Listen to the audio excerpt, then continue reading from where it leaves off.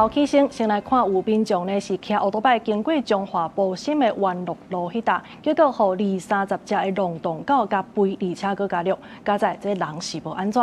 東方所是表示講，這搭呢攏會有人來飼狗仔，對2024年年底到達已經掠到65隻，所以呼籲民眾唔通烏白飼狗，避免影響環境甲交通的安全。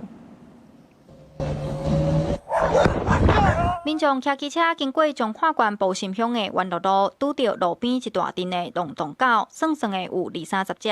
想袂到這陣狗仔雄雄開始吠，甚至閣改虐，民眾驚一跳，趕緊隨油門騎走。附近民眾就講，有真濟龍洞狗佇遮亂踅，定不時就發生狗仔虐人的意外。騎對這等於就這狗總係要頭家，算阮某會驚，驚雄雄人聽的，人唔敢來加。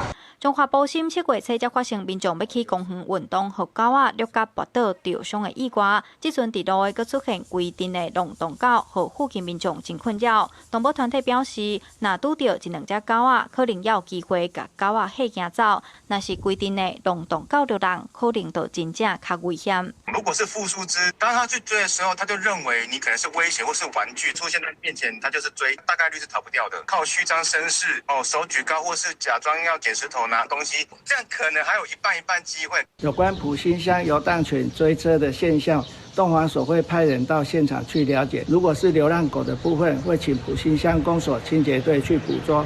彰化東方所表示，有民眾登記佇員林、埔心這搭飼狗仔，所以狗仔會佇遮生hoạt。為2024年年底到今，已經掠到65隻的龍洞狗，會擱去現場了解狀況，嘛呼籲民眾莫凊彩飼流浪狗，避免狗仔自集虐人，影響交通安全，嘛會有環境衛生的顧慮。記者楊淑晴彰化報道。